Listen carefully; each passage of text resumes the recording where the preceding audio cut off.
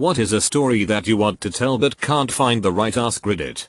I called a person with the same name as me. Say Emily, not my real name.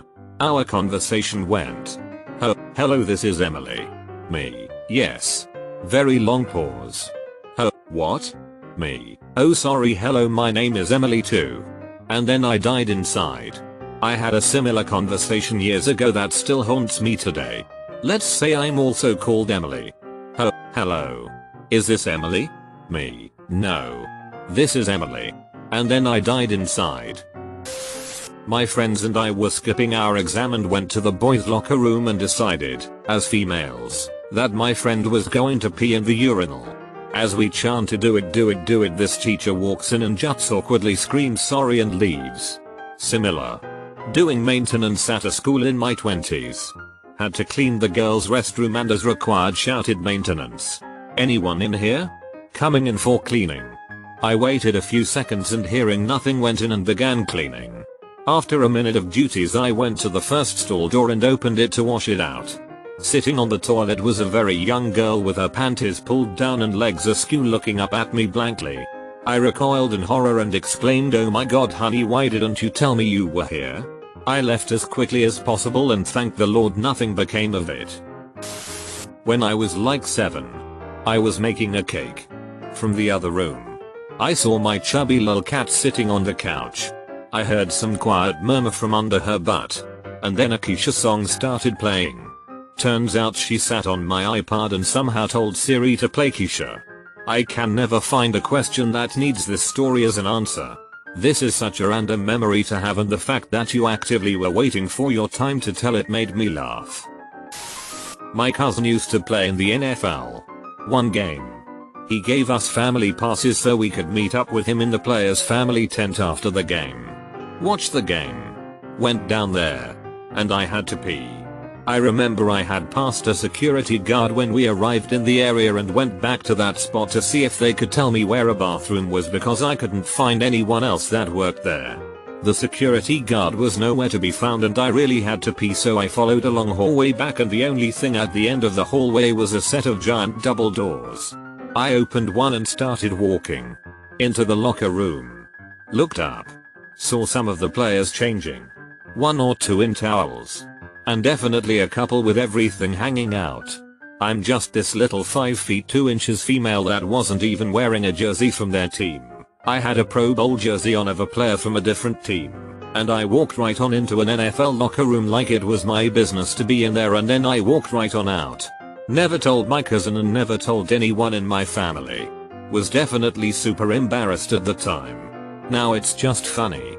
I have questions. Inappropriate questions. Sure lol.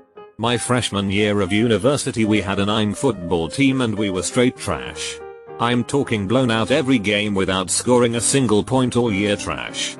Anyways, last game of the year we are down like 35 or something points with time dwindling. But somehow the other team had busted coverage that allowed our guy to get down the field and score a TD. Our team went freaking nuts like it was 1999. Guys on the sidelines running on the field. Guys hugging like we had won the Super Bowl. Guys diving on top of the dude who scored. I'm talking like last second victory in the championship game of an inspirational football movie celebration. Refs were just other students and the other team was pretty chill, so they basically let us finish up our wild celebration and kill like 2 minutes of the running clock celebrating. We ended up losing like 35-7 or whatever, but it was still one of the greatest moments of my freshman year because of how stupid it was. I work at a lumber outlet. My second day on the job. My boss calls me over to introduce me to someone. At first, I thought it was a new employee. So I said welcome to the team. Then I realized my mistake. We laughed. And started chatting. This man started telling us about different cultures. And how most people would consider LA to be overcrowded. But have never been to India. So their frame of reference is skewed. Then he started talking about eating crickets for protein. And how he hates the beef industry. Then he took off in his Tesla. Which had a towing hitch attached to it. I mentioned to my boss how cool it was to see a Tesla with a towing ball on it. And he said, "Do you realize who that was?" I said no. And he proceeded to tell me that this guy was Brian Thompson, a man who acted in movies with Sylvester Stallone, Arnold Schwarzenegger, and most importantly to me, played Buffalo Bill in Joe Dirt. It was the happiest day of my life. An accomplished actor came to our humble lumber yard, and I mistook him for a new employee. My uncle did something similar to this. Macklemore was filming one of his music videos at the restaurant my uncle manages, and Macklemore asked him where the bathroom was. My uncle replied, "Are you part of the crew? Bathrooms are for the crew only." Macklemore assured him that yes, he was part of the crew, and then was on his way. I had a pet chicken that would casually have what seemed to be SUAL relationships with pigeons. A squirrel gave me an acorn. Birds have shone my pizzas twice. That's free ranch, my man. When I was younger, I had a ladybug pillow pet when pillow pets were somehow the rage back then. I was once in the airport waiting for a flight that got delayed and I put my ladybug on top of my suitcase. There was another, much younger kid also at the gate and he took notice of my pillow pet. His mom asked me if I could let him borrow it to play and I gave her the go ahead. The kid was immediately ecstatic and started throwing the ladybug up in the air to catch it. He was overall just having a fun time playing while I watched. My dad and I went to walk around the airport to find a place to eat before boarding call, and when we came back, we found the kid sleeping on the seats while resting his head on the pillow pet. His mom thanked us for letting her son play with my plush, and when we were called to board, she gave back the pillow to me so I could use it for the flight. I hate waiting at the airport and having to deal with the occasional unfriendly traveler. But whenever I go to the airport and have a bad time, I sometimes think about the one kid whose boredom I killed by letting him borrow my pillow pet. The story of getting JJ started way back in 2006 or 2007. Tomo was unquestionably mom's dog. He wouldn't walk if she wasn't there. He would sit and stare at the door for hours waiting for her to come home. I asked mom and dad if I could get a dog for myself, since I realized that it was because mom was the one who took care of Tomo and bonded with him when he was a puppy, that I could raise to be my little buddy. At that point we knew that we would be moving soonish. So the answer I got was that I could get a dog when we moved if I still wanted one. So, once we moved, and spent the first couple months getting things put together, dad asked me if I still wanted a dog. I hadn't been thinking about getting a dog with everything that had been going on, but I was over the moon about getting the chance. I spent hours looking at the Humane Society website putting together my list. Then we finally went to go look.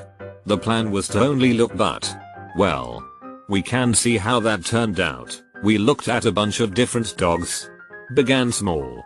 We were just about to leave and come back another time when dad pointed JJ out and asked if we should look at this one last dog. He looked so small and scared on his little cot thing. He was shaking like a leaf when we took him out to the little dog area. At first he was huddled up against dad, but dad said that if he was gonna be my dog, then I should hold him, so we kinda scooched him over onto my lap and I gave him a hug. He was stiff for a second but then seemed to decide that I was okay and just melted into me. When we took him out front to walk him around, he wouldn't walk on the leash for mom or dad and he stuck right by my side. I definitely wasn't gonna let him spend another night in the cold scary Humane Society. At least, not alone. That was probably the first time I ever really put my foot down about something.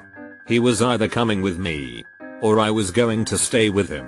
I remember that he was so scared that he peed on my lap while we were driving home, which was one of the only 2 times that he had problems with potty training. It must have been a week or 2 that I spent just hanging out with him in the fireplace room.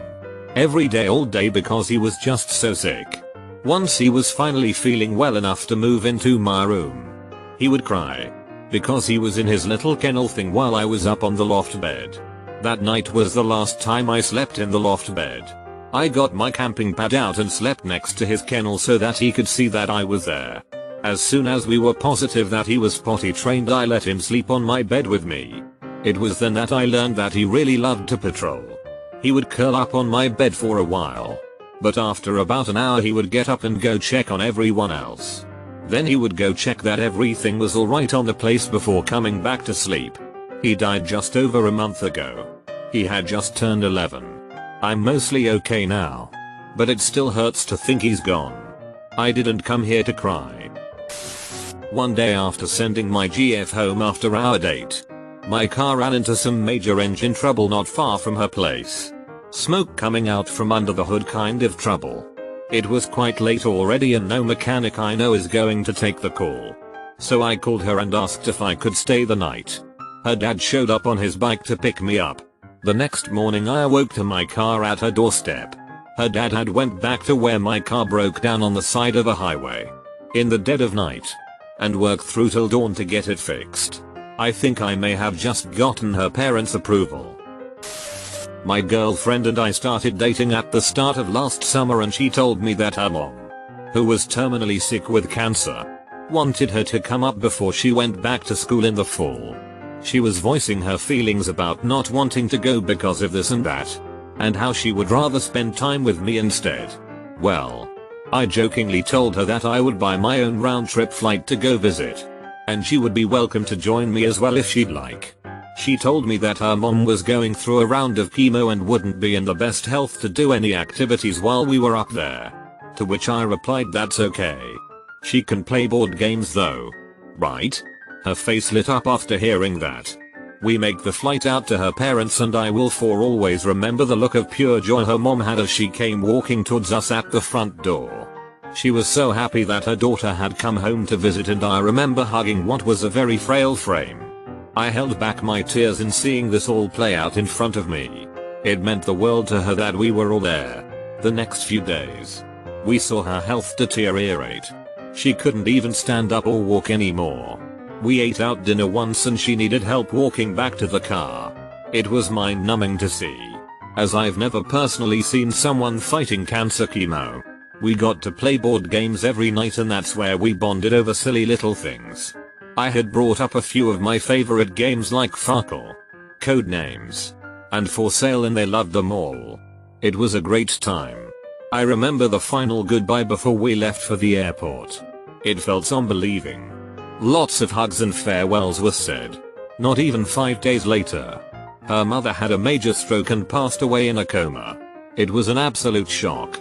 After experiencing this, I can assuredly say that her mom was only alive for the sole purpose of seeing her daughter one last time before passing on. I am so unbelievably happy that I pushed for this. To my girlfriend, there is nothing more valuable in the world than the week we spent at her parents' house last summer. So one day me and my dad were driving home from a car show. We liked going to a while ago, and we were in his Challenger and on the highway we were going about 90-100 miles per hour-ish and of course we get pulled over and the officer asks my dad for his license and my dad gives it to him but suddenly I just see a black Lambo looking car effing zoom by and then the cop looks at my dad and hands him his license back and says have a nice night and effing zooms after that guy.